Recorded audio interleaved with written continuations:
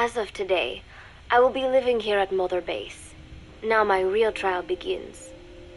Zadornov was paying my room, board, and tuition, but he has since been captured.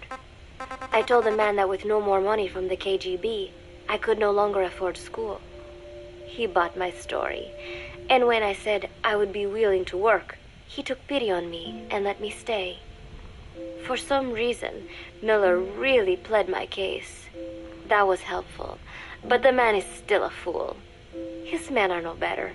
They think their training makes them strong, but that kind of strength is nothing in the face of true power.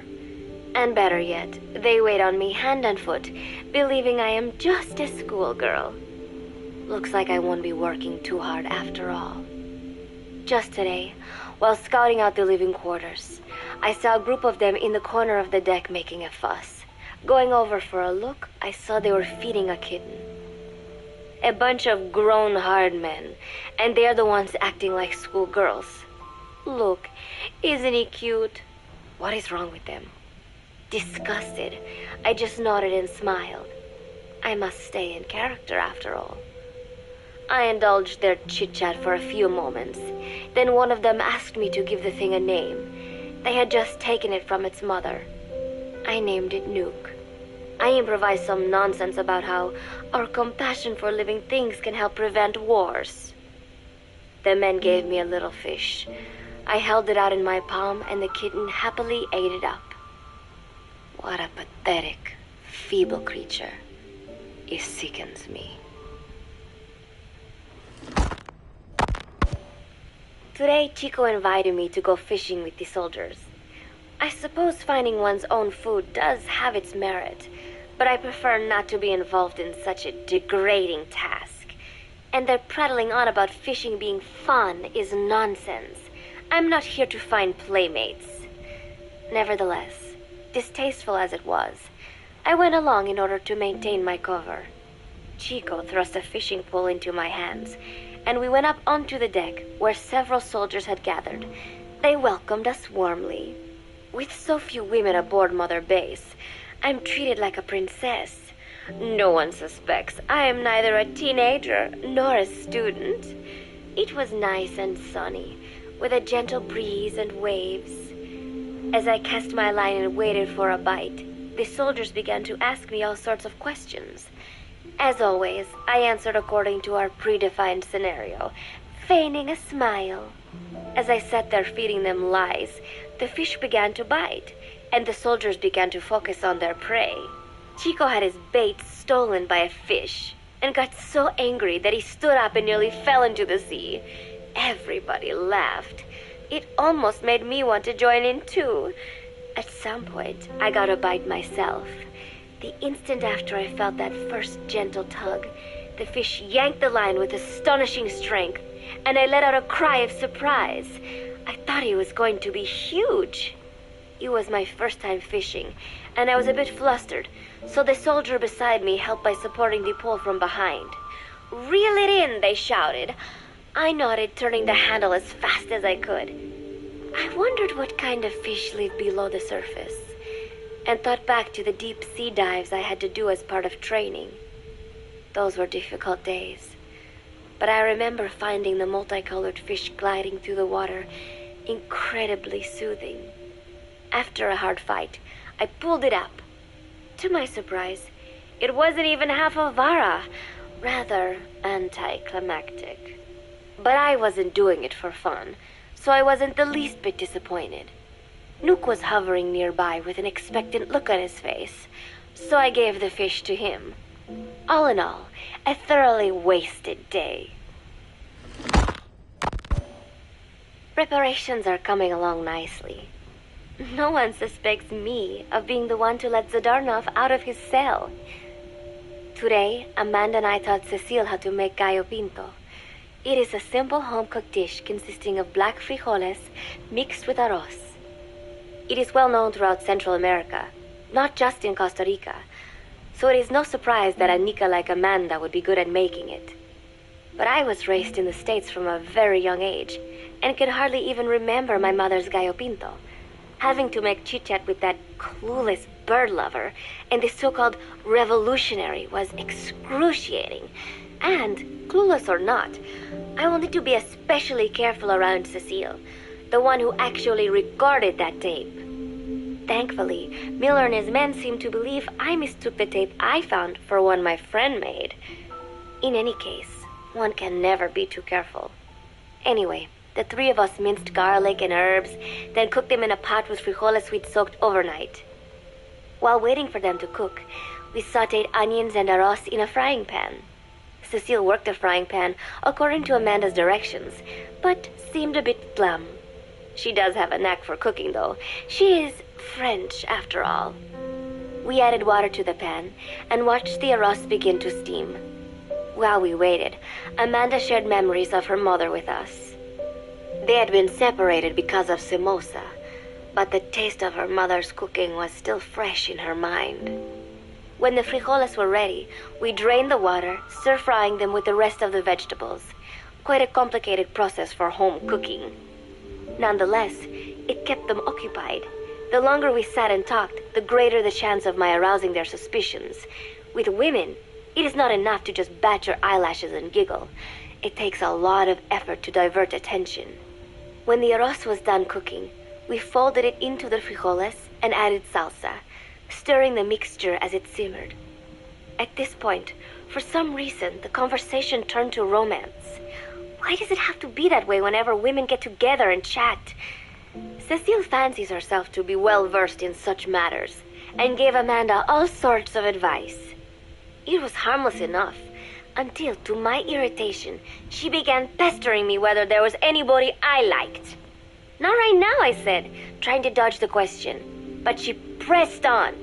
It's Snake, isn't it? I gritted my teeth and played it coy. Maybe. Cecile nodded and giggled. He is pretty sexy, isn't he? What a ditz! It's all I can manage to just survive. The thought of romance has never once crossed my mind. I have no interest in that kind of man. Soon enough, a rich aroma began to fill the room. The gallo pinto was ready. New came over and rubbed up against our legs, looking for a handout. Unfortunately, it was not the kind of food a cat would like. We let a few of the soldiers have a bite, and then headed off to the mess hall. The home-cooked flavor we'd achieved was a big hit with the men of MSF. Not that we are trying to impress them or anything. Even I could manage a dish like that. Snake enjoyed it too. Let me make this absolutely clear. I have no interest in that man. Football, or soccer as it is known in the States, is extremely popular here. It has not caught on yet in the US, but it has legions of rabid fans all across Latin America. These fans can get so rowdy that it is commonly believed El Salvador and Honduras went to war in 1969 over scuffles in a soccer match. In reality, tensions between the two countries were already high. The match was merely one of the sparks that set them off. But these people are so passionate about this sport that the story seems plausible. Predictably, many of the soldiers here are fans. They have joined the Costa Rican and Nicaraguan teams and started playing each other. To play, you need a ball and 2 goals. The R&D team built and set up simple goals on the deck. I had absolutely no interest, but Chico insisted that I come and watch.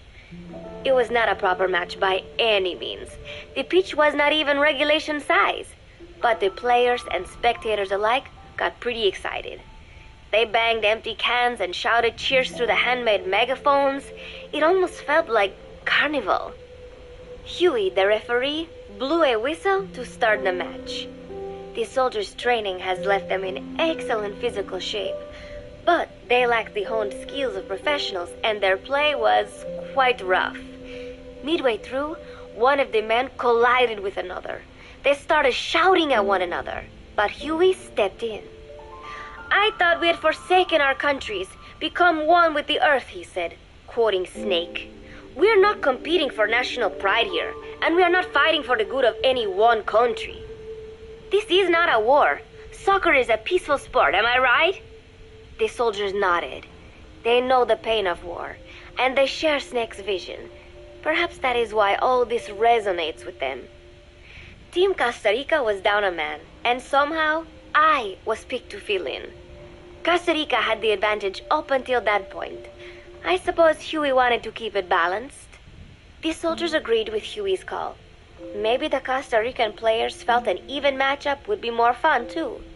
I could not be bothered to run at first, but chasing the ball out there in the hot sun, I was soon drenched in sweat. Before long, I found myself actively seeking out the ball, partially out of desperation. I picked up a loose ball deep on the opponent's side of the field. Even though he's Nicaraguan, Chico cheered me on, yelling, "Go for it, shoot!" I launched the ball as hard as I could, only to have it blocked by the keeper. Disappointment only increased my determination. In the end, I didn't score a single goal, and Costa Rica gave up its lead. It was really close, though. We congratulated each other on a good match and sprawled out in the shade on the deck, exhausted. The ocean breeze felt so nice on my sun-soaked body. Nuke came over. It is one of his favorite spots, and stretched out next to me. And together, we watched fluffy white clouds drift lazily across the clear blue sky. It was lovely out today, so I decided to sun myself in a lounge chair up on the deck when Strangelove came up to me. Despite the heat, she was in her usual long sleeves and pants. I waved at her. She looked away and mumbled, "Hello there. Fancy meeting you here." I asked if she needed anything, feeling her eyes creeping up and down my body like she was savoring it. Finally, she swallowed and said, "You have such beautiful skin." Bewildered, I shook my head and said, "No, not at all. I had heard rumors that she was a lesbian, but she couldn't be after me, could she?" She continued to stare and said, "No, it is beautiful, but you must not let yourself get so tanned." And then she took my hand in hers. "What is wrong with a little sun?" I asked, trying to cut the conversation short. But she shook her head violently. "No, you mustn't. A young lady should take better care of her skin." She was acting strangely now, as if aroused. She lectured me on the perils of tanning, how it ages skin, causing wrinkles and spots, and in the worst cases, even skin cancer. I knew already that tanning could cause spots, but I thought only pale-skinned Anglo-Saxons had to deal with that. Having a scientist tell me it causes aging, though, that spooked me a little. If I am to keep playing the teenager, I will have to start paying more attention to my skin. Sensing my anxiety, she took a small tube from her pocket. She said it was the sunscreen she always used. She told me to keep it. I didn't know what to say. I was more than happy to take it, but exactly what were her intentions? Was she merely being nice? Or is she really into me? Either way, there was no reason to refuse, I suppose. I have undergone training. An out-of-shape woman does not pose any real threat to me. Having power means not being afraid. It is the same on a global scale. A country with nukes can dictate terms to a country without them. I thanked her and took the tube. Then she offered to put some on for me. She squirted some lotion onto her fingers and began rolling it into my chest. It happened so suddenly, and I was so taken aback that I did not even think to protest. She caressed my stomach with her long white fingers, then slid them upwards between my bikini-clad breasts. "What? Wait," I sputtered as her moist eyes met mine. She was beautiful. Somehow, I found myself captivated by this woman more than 10 years my elder. "Hold still," she whispered in my ear.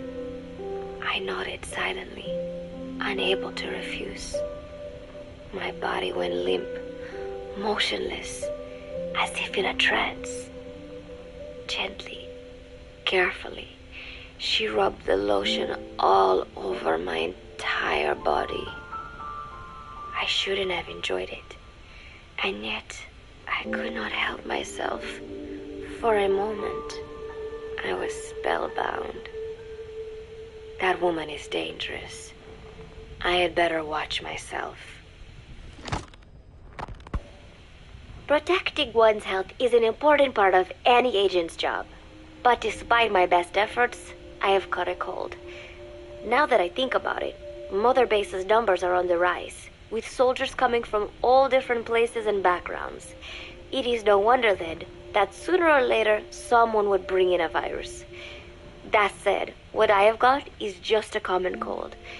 The medical team said I'd need a few days rest, so I've been restricted to my room and put on bed rest.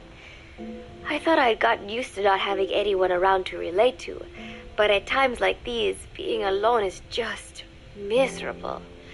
All I could do is lay there and stroke Nook's back, trying to take my mind off how bad I felt. Nook just sat there, not making a sound. But I did have visitors.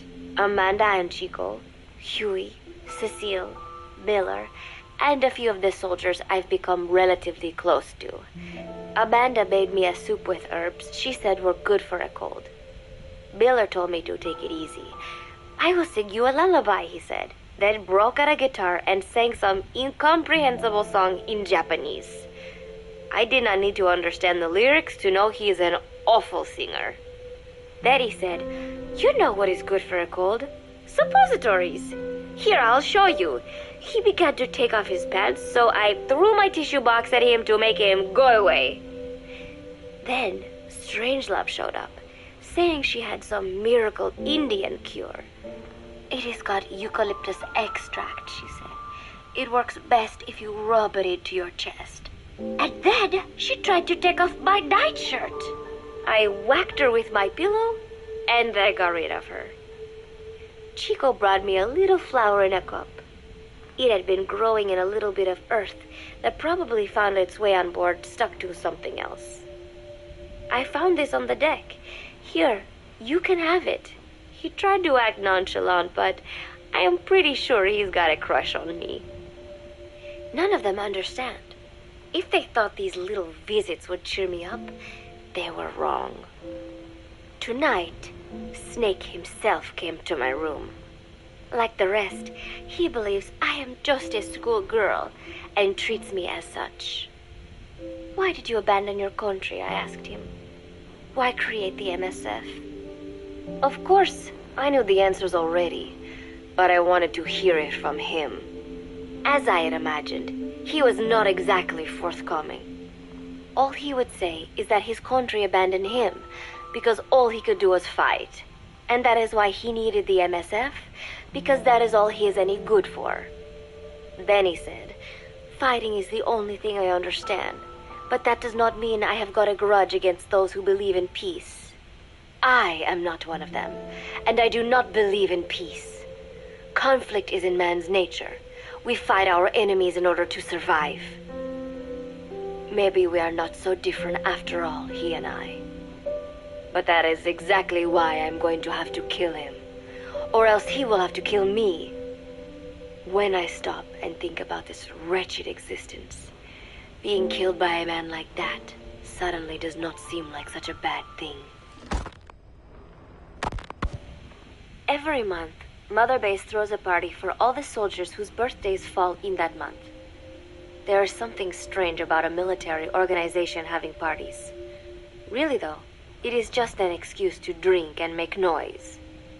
It is not easy to get alcohol in a fortress in the middle of the ocean. Most days they are training from dawn till dusk. They do not have time for things like drinking. That is why Snake and Miller came up with the idea, to give everyone a chance to let loose. Obviously, a bunch of boors like that are not going to bother with blowing out candles on a cake. Rather, they sit, drink beer, eat meat, tell tasteless jokes, and swap crude insults about one another's hometowns. But it hardly ever breaks out into something serious. They talk up a storm, but they're just having fun. It is funny. You have got members of FSLN rubbing shoulders with the UCLAs, People who once would have considered the other mortal enemies. I wonder if that is what makes Big Boss so popular. In leaving their countries behind, they leave their hatred for other countries too.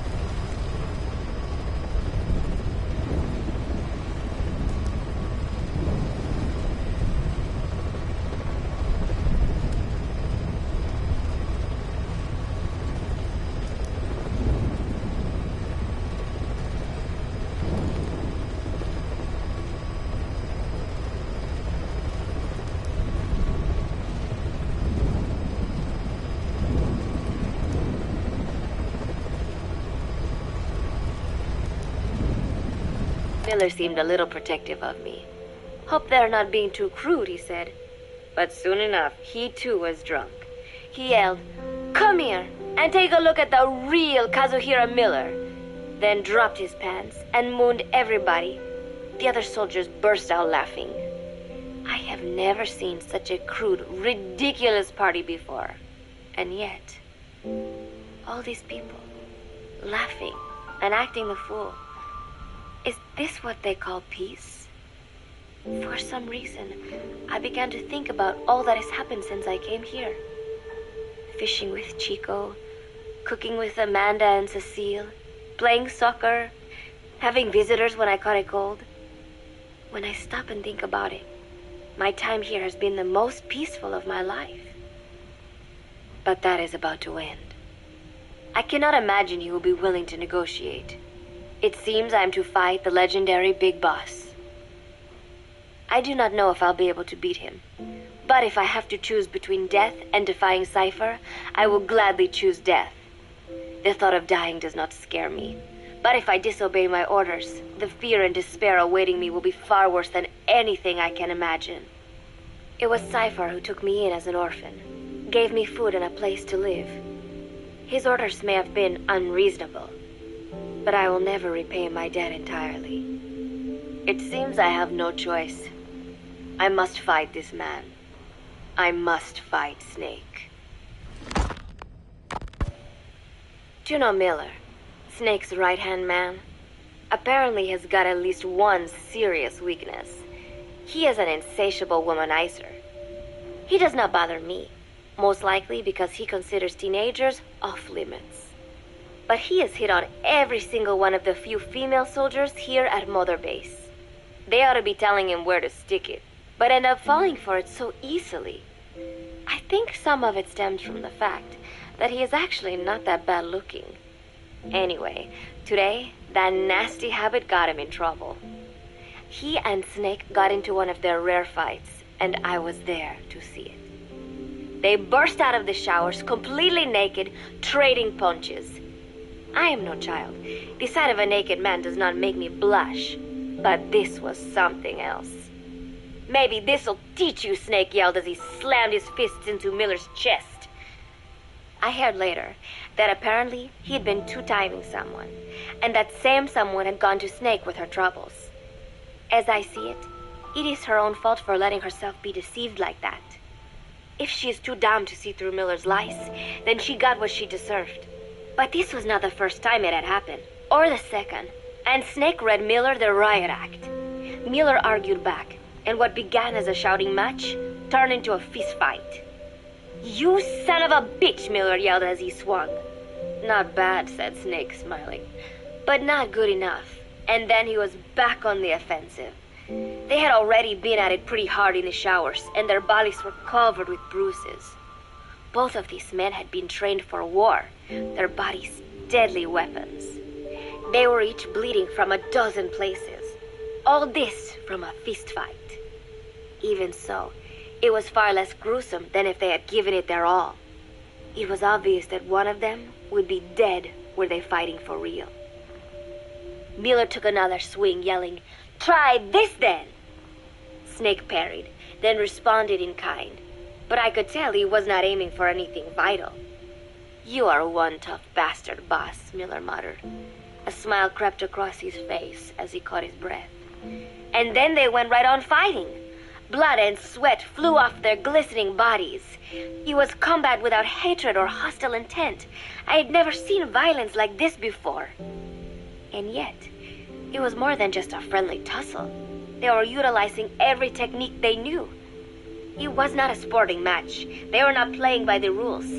How could they keep this up? At last the two men tired themselves out, and the bizarre scene came to an end. They looked at each other's battered bodies, and then burst out laughing, embracing and congratulating each other on a good fight. It all seemed so idiotic. I still cannot fathom such behavior. But somehow, I got the sense that for all his womanizing, Miller really only trusted one person, and that was Snake. There was no way I could ever come between the two of them, and at that thought, I began to feel as if I had lost. All of Mother Base is preparing for a festival. Since Snake and his soldiers spend so much time fighting, they are setting aside one day a year for peace and relaxation. I do not know all the details, but apparently that is what Snake and...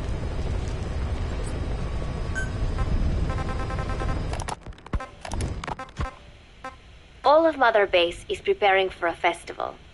Since Snake and his soldiers spend so much time fighting, they are setting aside one day a year for peace and relaxation. I do not know all the details, but apparently that is what Snake and Miller decided. These soldiers love the idea, of course. There is so little fun to be had here that everybody looks forward to events like these. That is all well and good, but somehow I got roped into getting on stage.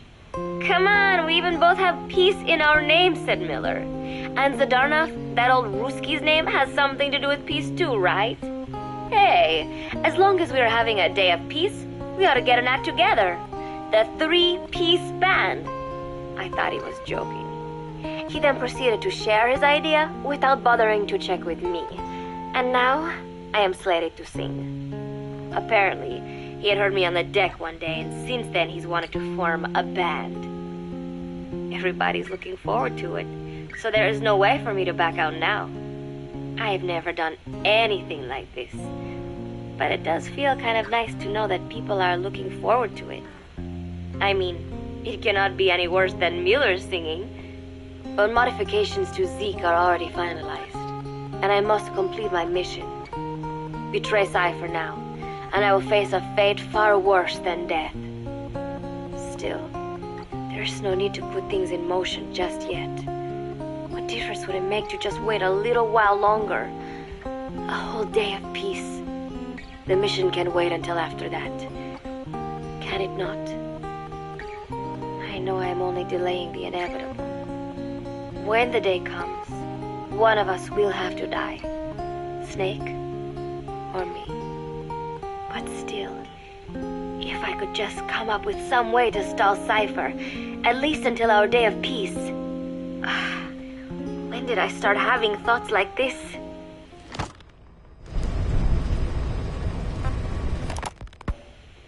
My cover is blown.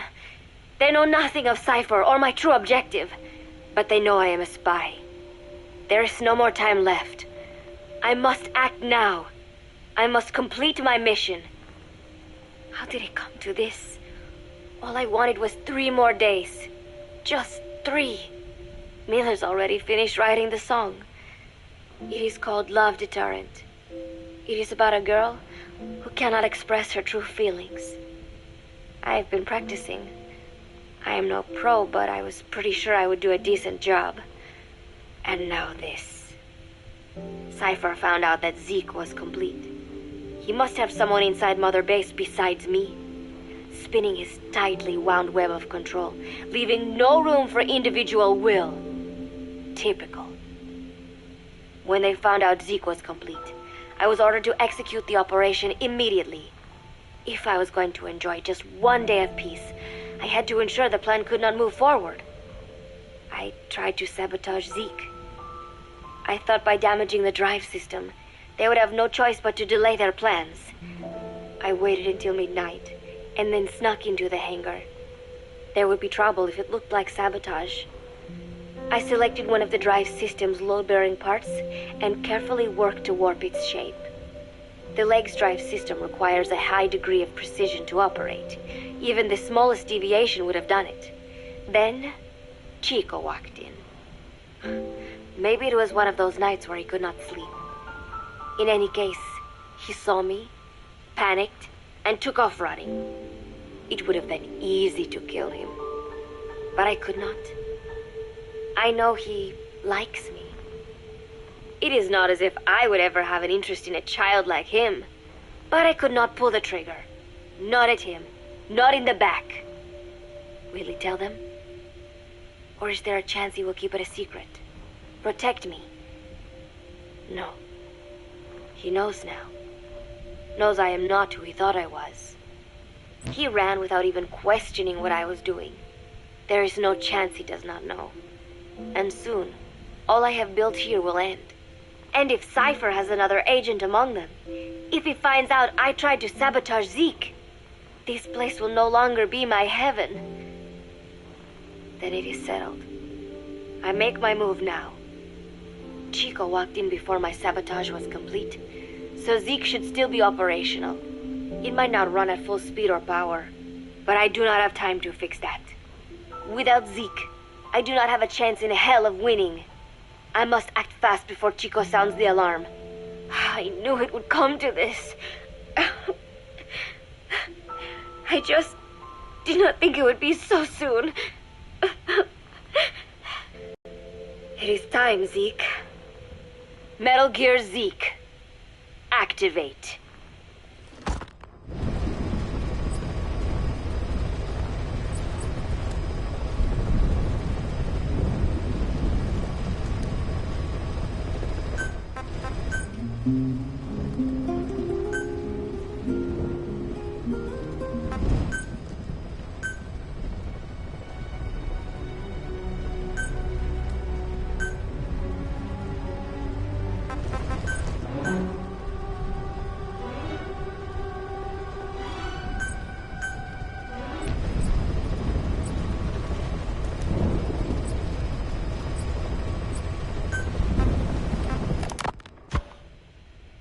This is a one-man infiltration mission, boss. Equipment is the bare essentials. Anything else will be OSP. The target location is a prison camp on a U.S. military base. Those Marines have the place locked down tight. You...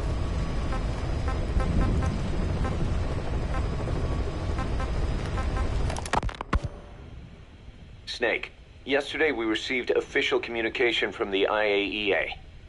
It says, it has come to our attention that your organization recently purchased nuclear fuel from Uzbekistan authorities.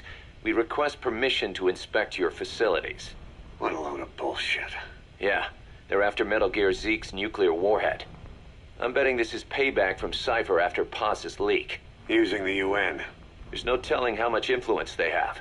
But the IAEA can only do inspections in countries that are party to the NPT. And we're not a country. Exactly.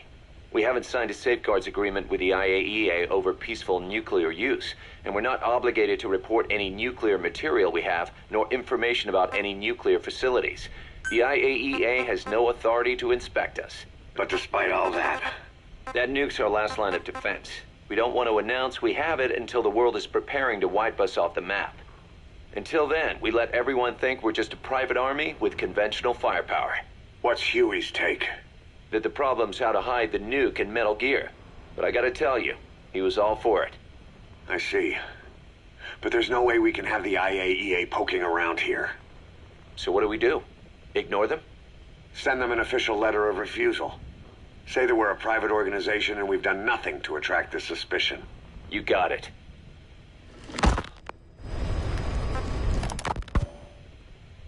We finished Zeke's waterproofing reinforcement yesterday. The day after tomorrow, we'll be done installing the main depth control tank, the compressed air tank, and the attitude control propeller pod. Huey. If the underwater test goes well, next week we'll try the 300-foot seabed depth. Drop the act, Huey. How did we end up agreeing to the nuclear inspection? Because after you sent that letter, I told them. After careful reconsideration, we agree to your request. And frankly, we should be inspected. This is our chance. If they come and go without discovering the nuke, we can tell the world we're clean. Of course, it's risky, and we'll have to make sure everything's perfect, but it'll be worth it. Huey, can they do an inspection without going through the Board of Governors? We contacted the IAEA's admin branch, and they said there's no record of us being brought up at any of the board's meetings. I'd say probably a preliminary inspection to determine whether we should be referred to the board. So it's bound to be a small inspection team, and they won't be here that long. Don't worry, leave everything to me.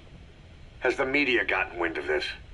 Yeah, 2 major Western networks want to do stories on us. I planned on saying yes. What?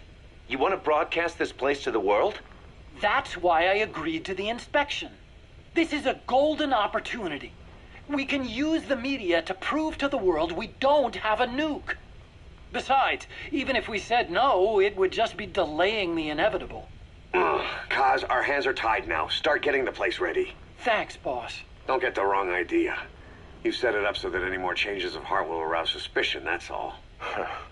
Zeke stays, but we'll have to move all other AFVs to shore. Any potential troublemakers can go with them for some mandatory R&R. Sound good, boss? Just do it.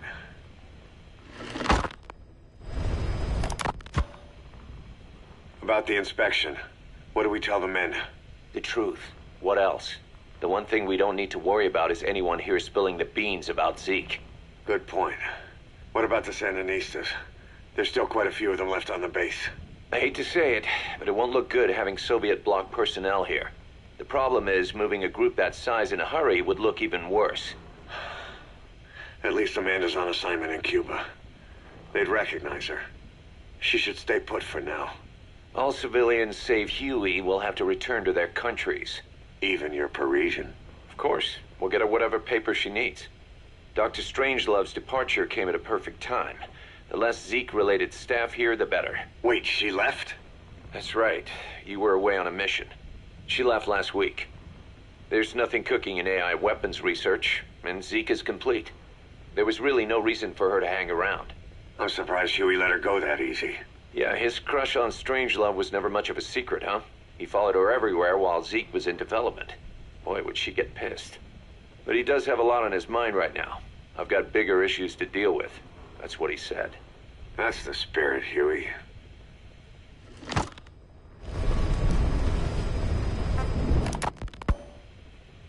Ten days ago,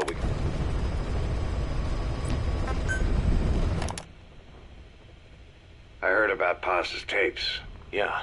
Why do you think she'd leave him behind? And that diary? Whatever it was, her commitment was wavering. That much is clear. So she was leaving clues to help us. No way to know for sure. And the ocean's not giving her back. November 4th, 1974. At the outskirts of Barranquilla, Colombia. Contact with Big Boss successful. Zadornov posed as my professor, but Big Boss took one look and knew he was KGB. However, he does not seem to suspect me. To him, I am just a peace-loving student, and another victim of the CIA. We asked him to drive the CIA out of Costa Rica. To him, this means betraying his country. His forces are smaller than anticipated. They drift from place to place with nowhere to call home. That provided us an opportunity, so we seized it. Zadornov offered them a plant off the Costa Rican coast to use as a base. As expected, Miller jumped at the chance. Although initially reluctant, Big Boss came around when Zadornov played him the tape. All because the voice on it sounded like his mentor, the boss. Naked Snake, the man who once saved the world from the brink of nuclear war. Awarded the title of Big Boss for his service. He later became a mercenary, abandoning both his title and his country. To him, that honor was steeped in the blood of the boss, the mentor he was forced to eliminate. Exceptionally charismatic, he possesses unparalleled combat and intelligence-gathering abilities. His only discernible weakness is her. This operation hinges on how effectively we can exploit that. Kazuhira Miller is Big Boss's lieutenant. Half Japanese, half American. He once served in Japan's self-defense force. Though he and Snake first met as enemies, they discovered a common bond and together built their private army, with Miller directing business and administrative affairs. He comes off as shallow, but his true intent is hard to read. I must be careful. All that is clear is his infatuation with Big Boss. With East and West fighting over its control, Central America is now the most contested region on Earth. CIA Central American Station Chief Coldman has developed Peace Walker, a fully AI-automated, fail-deadly nuclear launch system with which he aims to reignite the Cold War. Snake's new objective in Costa Rica is to prevent that. Zadornov's, or should I say, the KGB's plan is to play the two sides against each other, turning the entire region red. Not one of the three parties realize they're all just pawns in Cypher's hands. Cypher watches all. Mother Base has developed rapidly since being established in the Caribbean Sea. They recruit more personnel daily, and already their mercenary services are turning a profit. Big Boss's leadership and charisma, and Miller's business acumen drive this impressive growth. Furthermore, joining forces with a faction of the FSLN has expanded their power even more. They have even commenced their own weapons development program. All is proceeding according to Cypher's will. I could not be more pleased. Snake's pursuit of Peace Walker led him to an AI modeled after the boss's thought patterns. It was incomplete, but, somewhat ironically, making contact with Snake was the necessary finishing touch. Meanwhile, the scientist behind Peace Walker's locomotive control, Huey, defected to Snake's army. His presence has greatly accelerated weapons development at Mother Base. I failed to anticipate Coldman's madness, but nuclear war was averted. However, This was only after the boss AI on board Peace Walker sank itself to the bottom of the lake, in what could be likened to suicide. The boss laid down her gun, choosing to sing for peace instead, and Snake, himself a gun, parted ways with her. In doing so, he reclaimed the title he once abandoned. He is Big Boss. Zadornov has been detained. Since this leaves my cover identity without a guardian, the Mother Base staff has taken me in. I am now better placed than ever to monitor their internal affairs. Everything continues to unfold according to plan. The developer of the boss AI, Dr. Strangelove, has also come to Mother Base. With her and Huey's expertise, they can now develop a weapon capable of matching Peace Walker. Development on the bipedal weapon is now complete. They call it Metal Gear Zeke. It stands there like some sort of mystical guardian. The soldiers gaze on it with pride and reverence. Big Boss has elected to arm it with a nuclear weapon. As an army without a nation, they seem to feel the need for a deterrent against whatever the world might pit against them. It is a dangerous gambit. Why do such a thing? Their nuclear strategy differs from the Americans and the Soviet Union. The superpowers deter attack by revealing their nuclear arsenals to one another. Snake and his men know that if they were to go public with this, the whole world would unite against them. Business would dry up overnight. So they do not plan on revealing the nuke until necessary. This ace-in-the-hole approach is their idea of a nuclear strategy. Wielding a deterrent, all the while unable to reveal its existence. I wonder if Snake sees how vulnerable this makes them. Yes. Hijack Zeke? Yes, I did indicate that to be our leverage. But I cannot imagine his agreeing to that now. But did you not raise them to safeguard your governance without borders? No. I have not forgotten. Cypher watches all.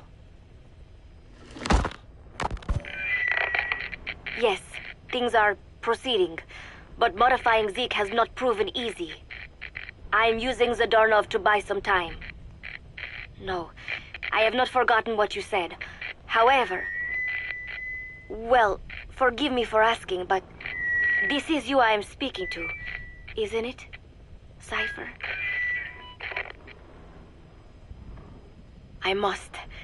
I will fight Big Boss. The world must be ruled by a single will. To defy Cypher is a fate worse than death.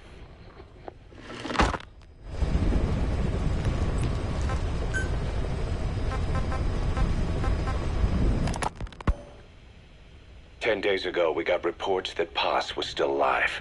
She survived. She was rescued by Belizean fishermen who found her drifting in the Caribbean. So what's the plan? Silence her before we're compromised? No. I've got something else in mind. Our friends at Cypher suspect Paz could be a double agent. She's being held for interrogation at a camp on the southern tip of Cuba. Black site. Nice. A slice of American pie on communist soil, and out of U.S. legal jurisdiction. The upcoming inspection of Mother Base has to be connected somehow. The timing's too perfect. The UN's nuclear inspection. My guess is they're trying to corroborate Paz's leak. We're an army without a nation. Word of our capabilities gets out, and we'll have the whole world out to shut us down. Having an American private intelligence agency involved's bad news. Cypher's the ones who sent Paz to us in the first place. She knows their true nature. Right. Paz is our only link to Cypher. If she's still alive, we need her on our side. If not us, who else is gonna rescue that bitch? When do we do it? The inspection comes first. We'll deal with this afterwards. Do the men know? Word has started to spread. The information came from Cuba through Amanda. One of the base personnel used to belong to El Frente. I'll tell everyone we don't concern ourselves with the survival of enemy spies. We need them focused on the inspection. And if we get her back here and she isn't cooperative, there's still plenty of room for her in the ocean. Works for me. What about Chico? He had a chance to stop Paz from hijacking Zeke and he blew it. He's carried that guilt ever since. Kid really did care about her. Chico. It's hard to say how he'll react. Have Amanda call him out to Cuba. He shouldn't be here right now. Good idea. They haven't seen each other in a while. Little time with Big Sis and he'll forget all about you-know-who.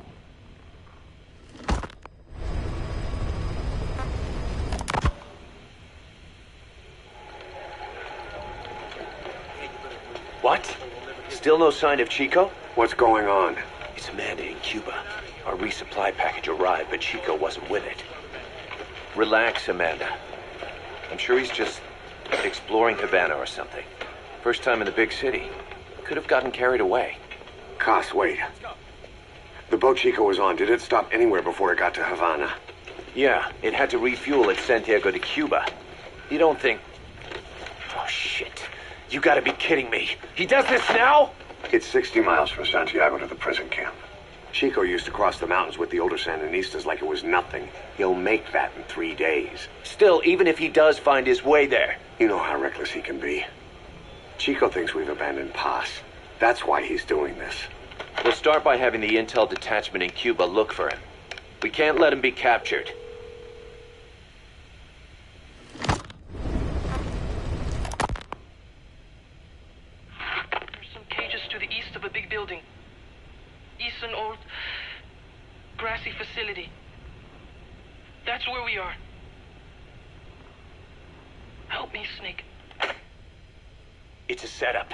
We have no choice. Yeah, if Chico talks, he could blow the nuke cover up. We can't hold off until the inspection's over.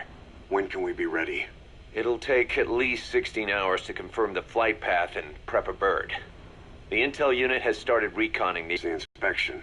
Boss, we'll just have to send someone else to get them out. No. I'll go. Yeah, Chico and Paz would only take orders from you anyway. And we can't go taking on those Marines at the base head on. It's gotta be off the radar, and it's gotta be you. Hold down the fort, Cos.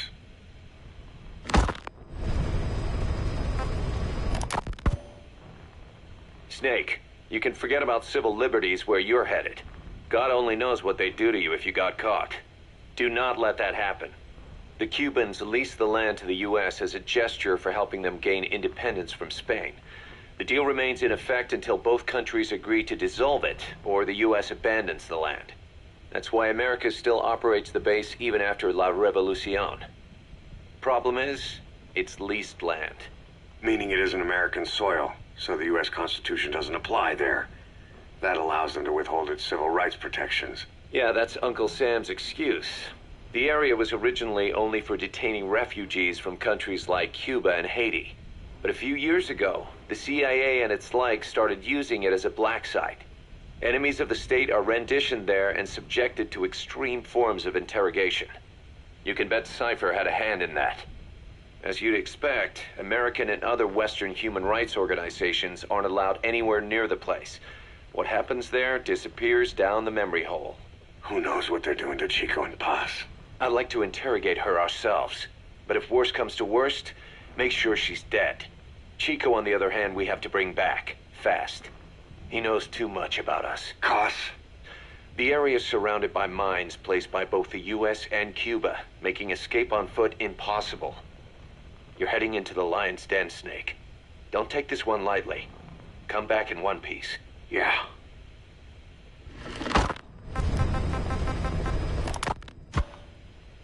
This is a one-man infiltration mission, boss. Equipment is the bare essentials. Anything else will be OSP. The target location is a prison camp on a U.S. military base. Those Marines have the place locked down tight. Your only backup will be one extraction chopper. We can't send anything else. You won't need to.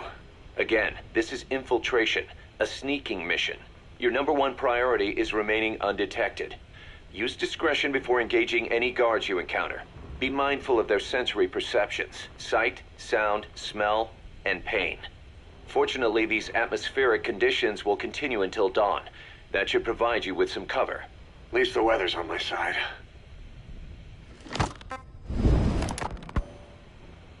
Your mission objective is to rescue Chico and Paz. According to Chico, they're both being held at an old prison facility. Recon from the intel unit supports this, so it's safe to assume that's where they are. Once you've gotten them to the RV, call in the extraction chopper. I'll monitor the situation and offer guidance from here. But you'll be the one in the field. How you handle this mission is entirely up to you, boss.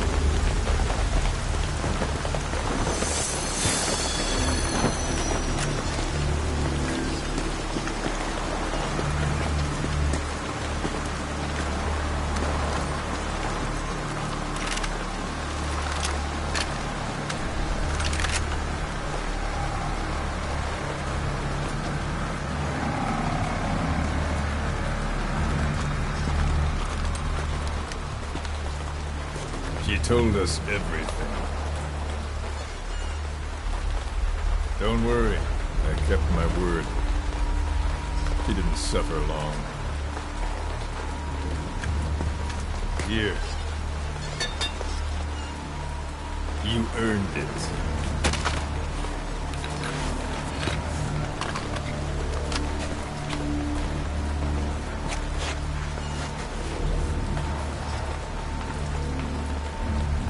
How's it feel to play the traitor?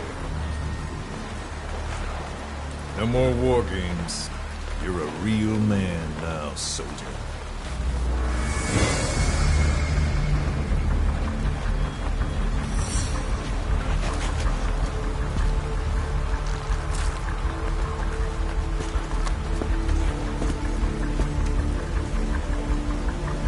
Give my regards to your boss when you get home.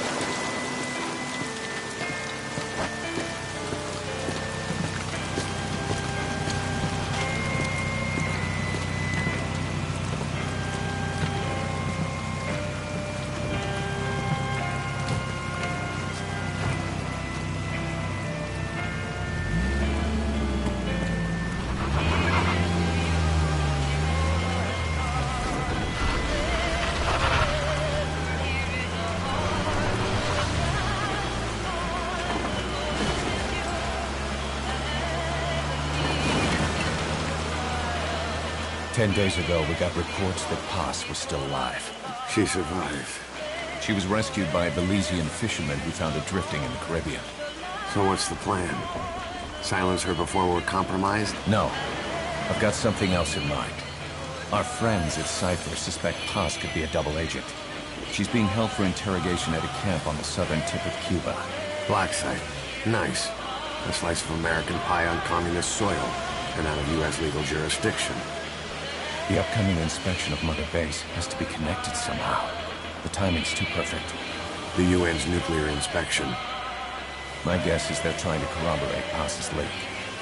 We're an army without a nation. Word of our capabilities gets out, and we'll have the whole world out to shut us down. Having an American private intelligence agency involved's bad news. Cypher's the ones who sent Paz to us in the first place. She knows their true nature. Right. Paz is our only link to Cypher. If she's still alive, we need her on our side.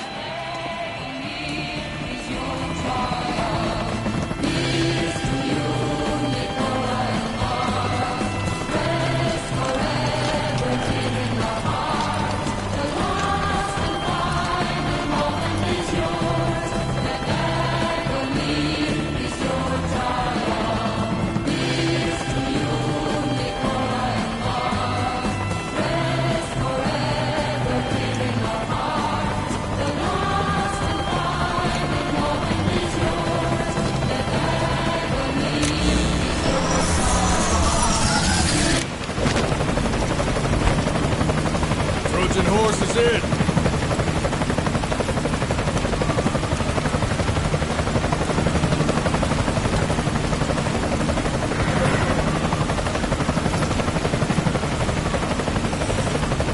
This pirate crackdown's a go!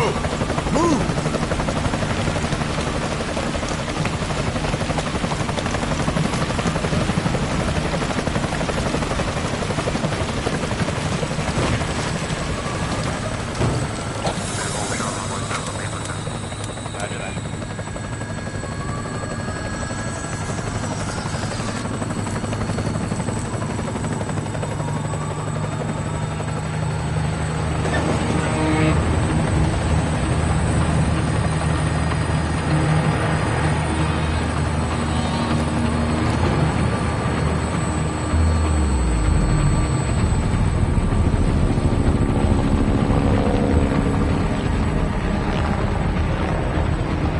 So who's the other target?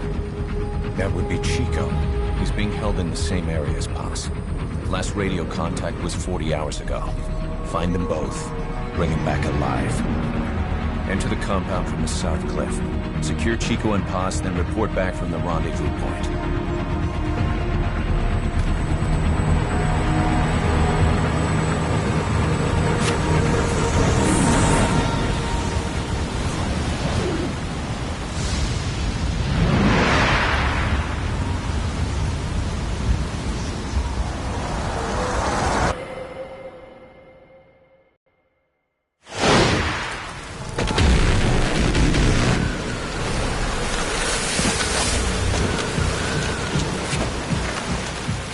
We'll send a chopper from across the Cuban border. You should be back at Mother Base in time for lunch. You'll probably just miss our guests. The only catch is you go in solo. The politically sensitive nature of the mission means backup is not an option. Fine. I like some alone time now and then.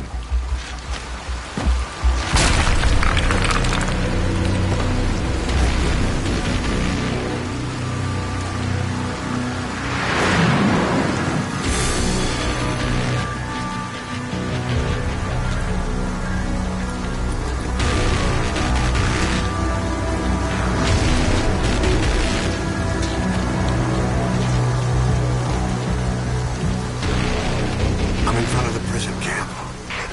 Excellent, Snake. Age hasn't slowed you down one bit.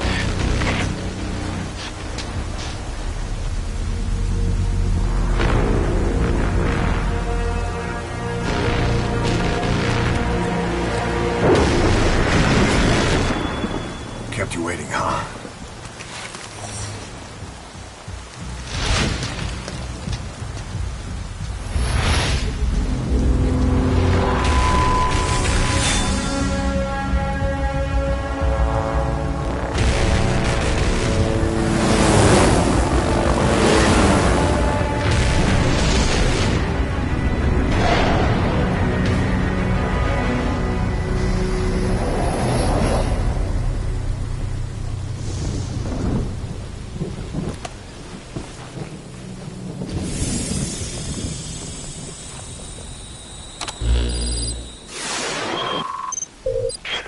Chico and Paz are being held in an old, unused part of the compound.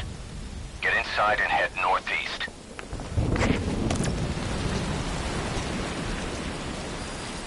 Mission info has been updated. This is an infiltration mission. You've got to stay out of sight. Before you go any further, use your binoculars to recon the area. What do you see? Press the call button to get more intel.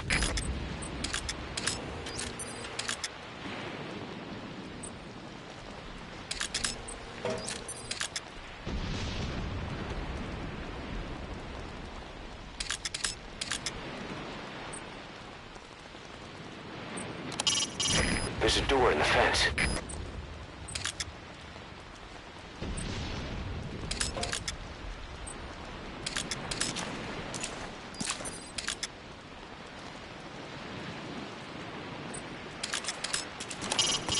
It's a guard. Don't let him see you. Avoid combat whenever possible. Guys. You see?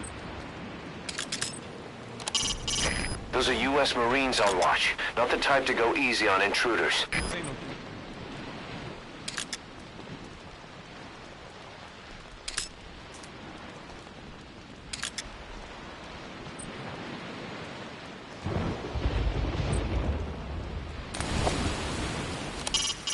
Head for the old prison. You'll find the targets there.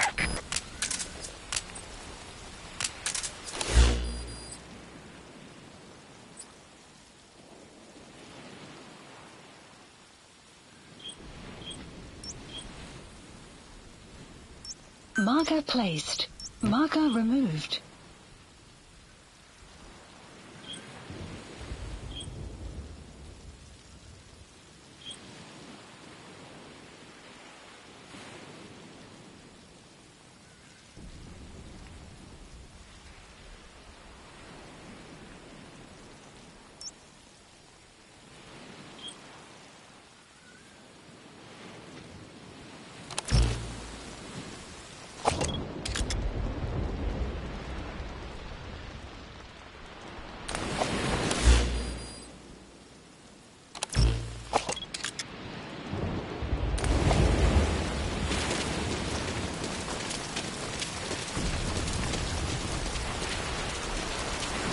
Keep low. You can check the controls on the pause screen. If you ready your weapon while crawling, you can move horizontally left or right. If you do that holding the dash button, you'll move faster.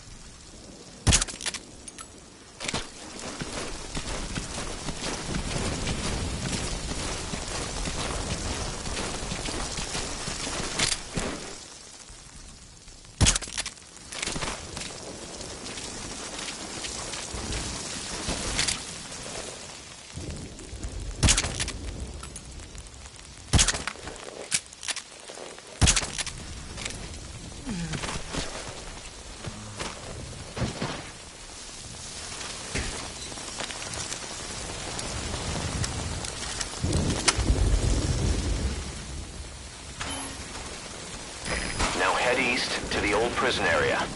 You can bring up the target's location on your iDroid. Eyes open, boss.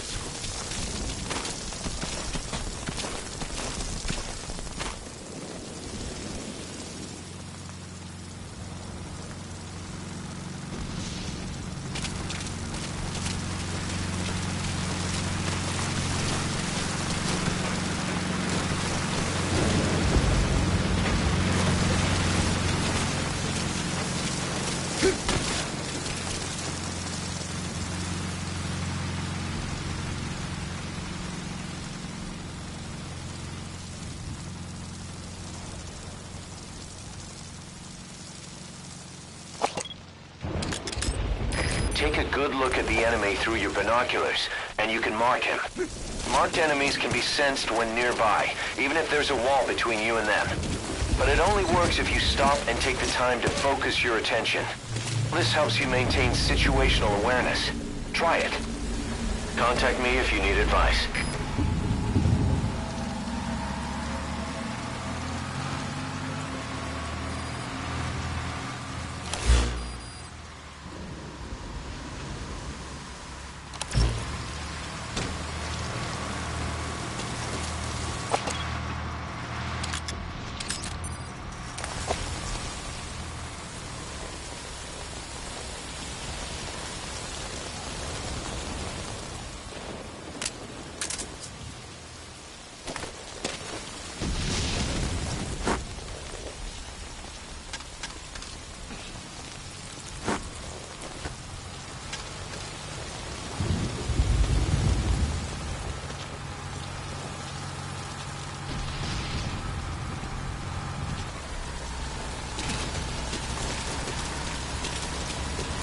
That rain just won't let up. It'll help you stay out of sight, but watch you don't get hypothermia.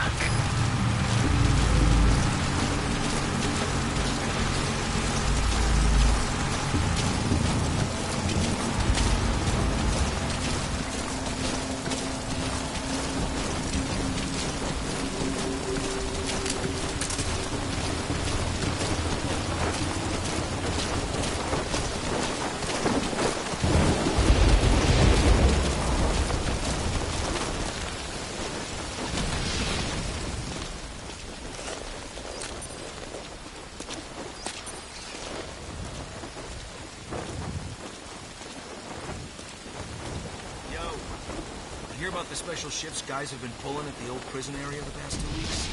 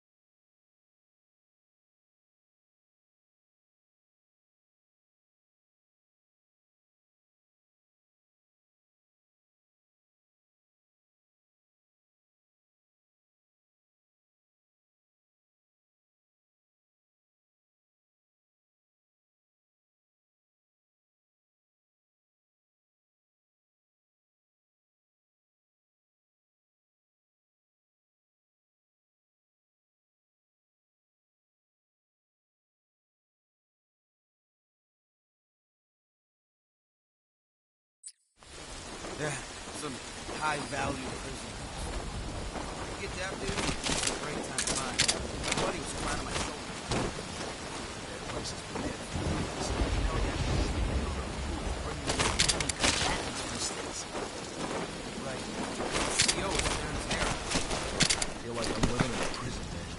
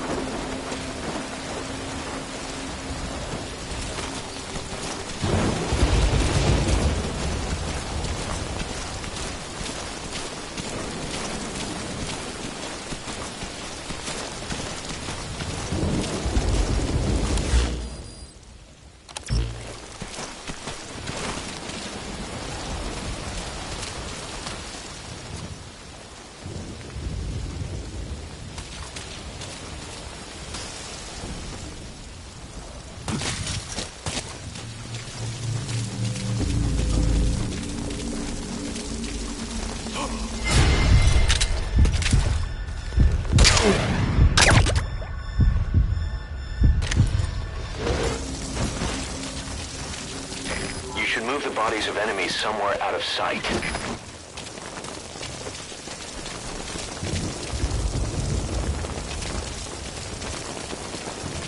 That's the old prison area. The targets are there.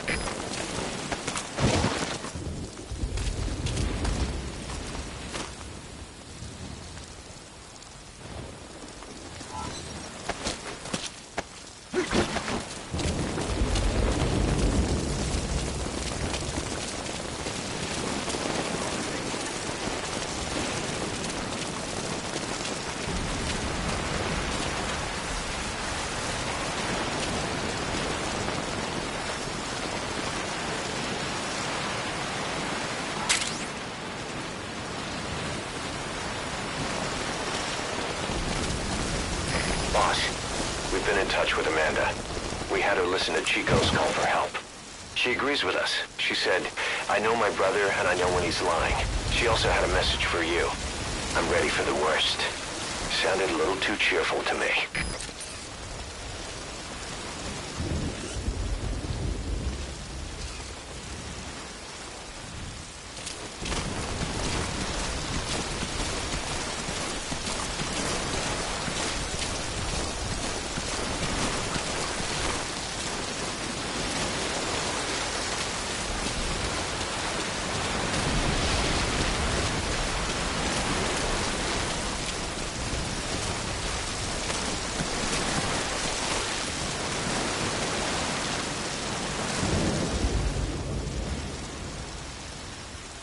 Quiet? Hey, you see those guys' unit patch? Yeah, box, facing right? That's it. You know, it looked just like... You've seen it before? Where? I can't remember. I know it had a fox in it, too.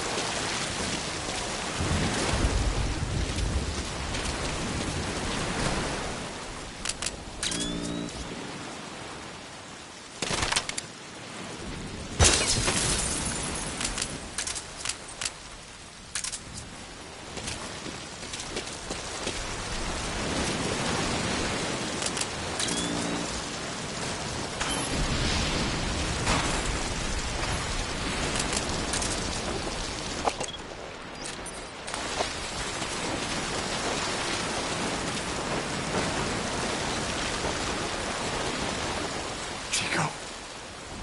Chico.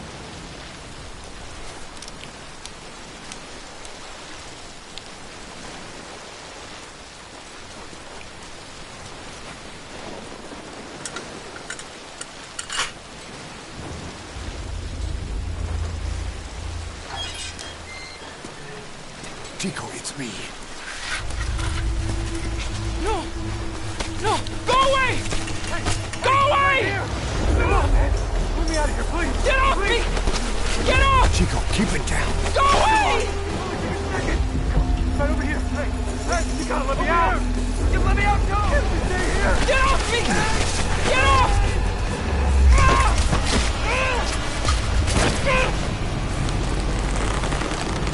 Chico, calm down. Calm down. Don't fight it.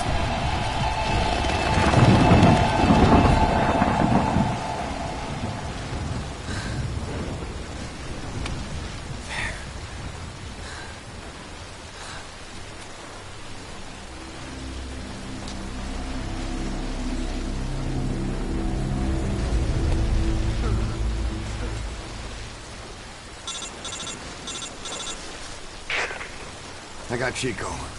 And Paz? Not here. Are you sure? Pretty sure. Is Chico able to walk? Hold on.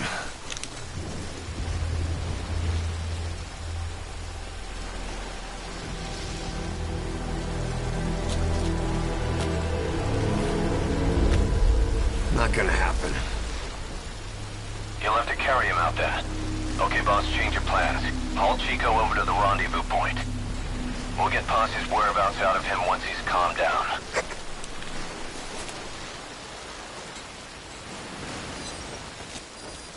Mission info has been updated. I've marked the RV on your map. Okay, now carry Chico there. The map has been updated.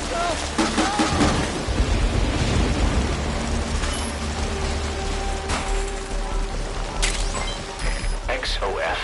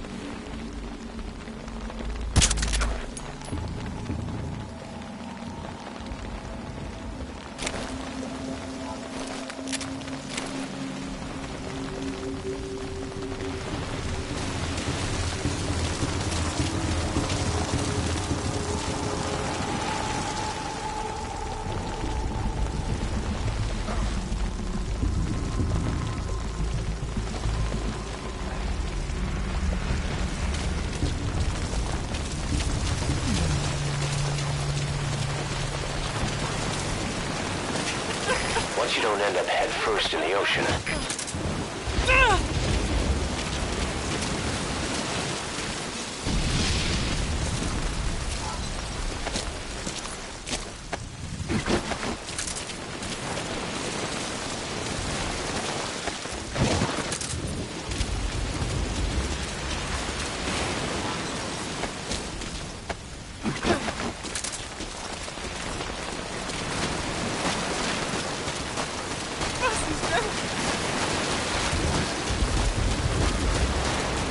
The RV's just a little further.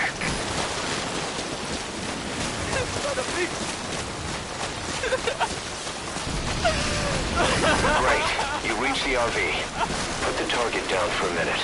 How's he doing? Chico, where is Paz?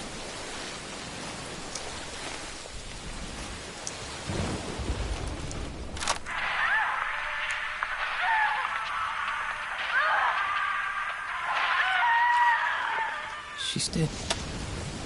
When was this recorded? She's dead.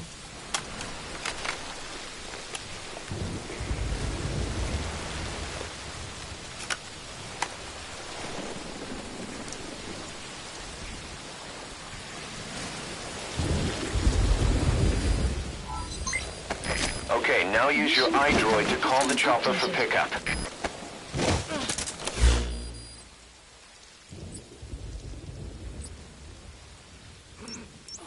Marker placed. Marker removed.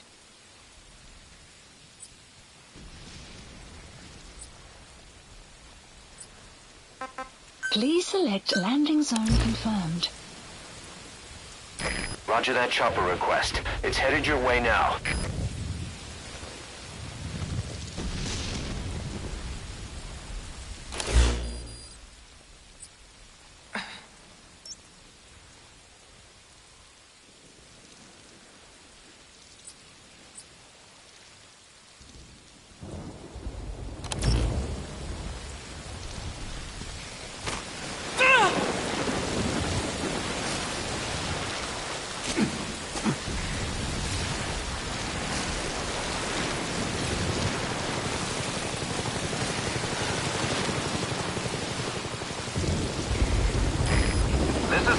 Arriving shortly at LZ.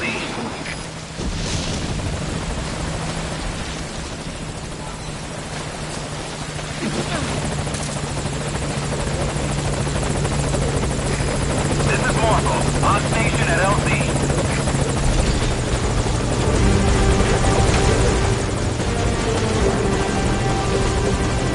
Put the target on the chopper.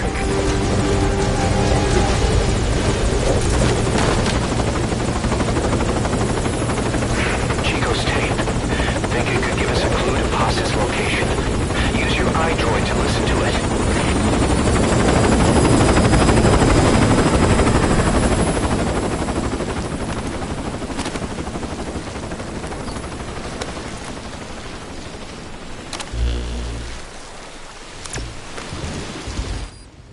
Mission input.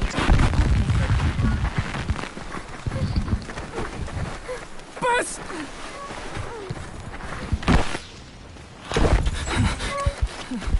On your feet. Okay.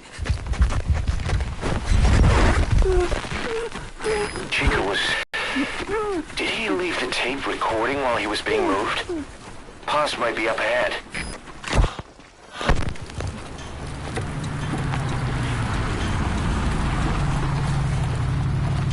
I hear vehicles.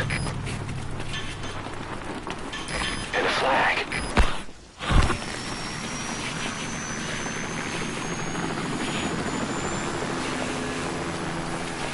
Must be near the heliport.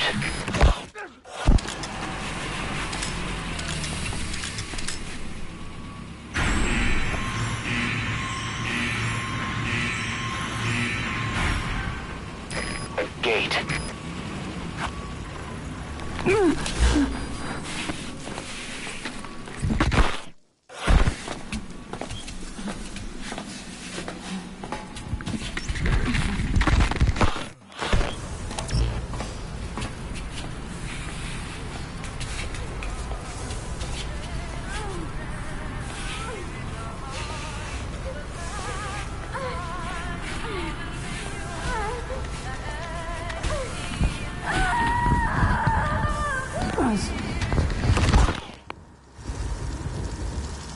Chico left the tape on record while he was being moved. Try using what you hear to find Paz. If you're still not sure, listen to the tape again.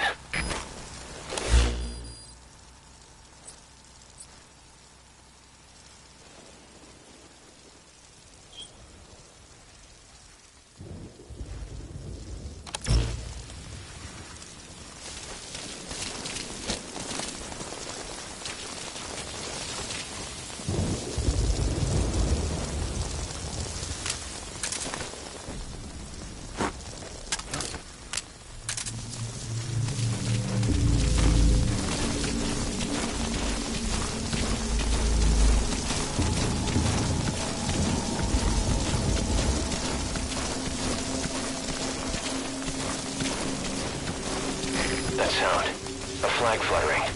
Next they headed for a place with a helicopter.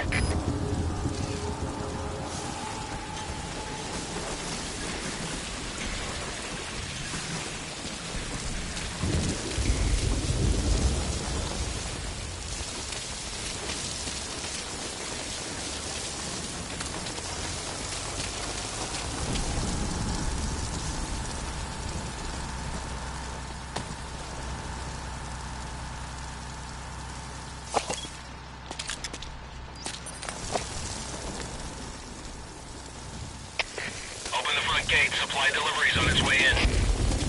Opening front gate.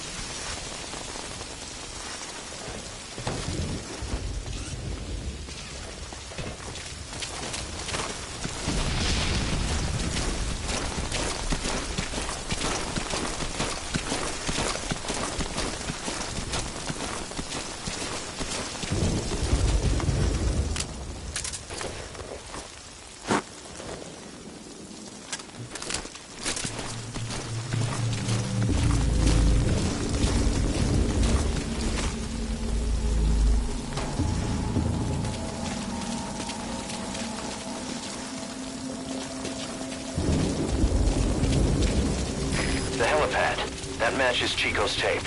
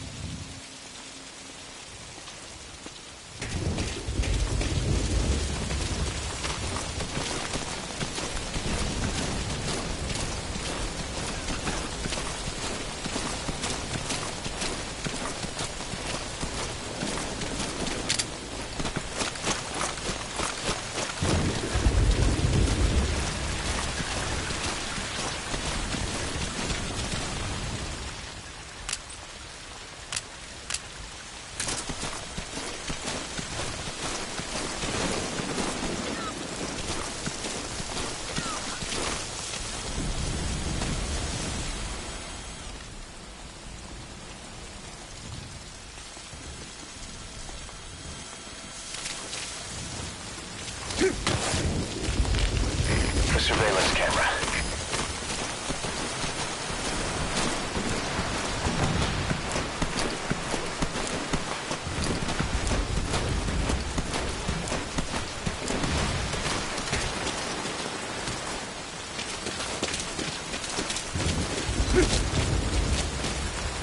The drainage channel. You might be able to crawl in there.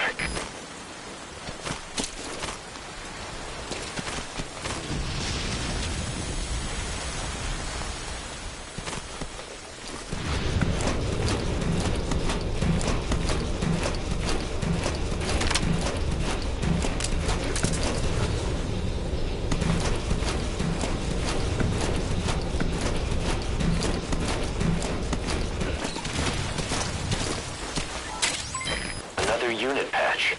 Could there be more of them?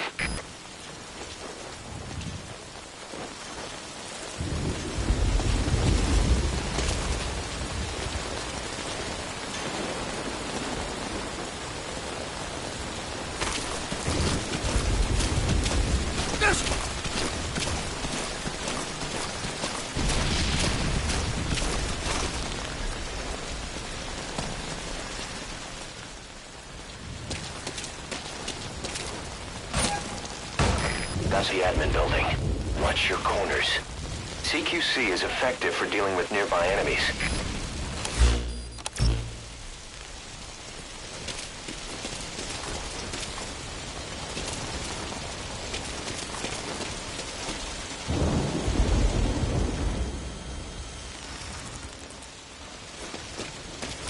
Where the hell is Paz?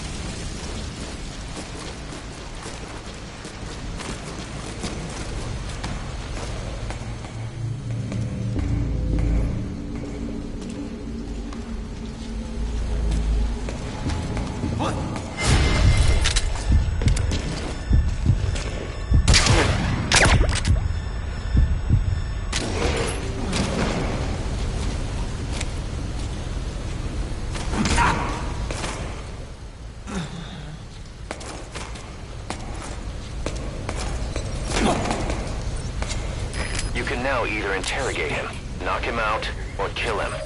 His life is in your hands. Activated.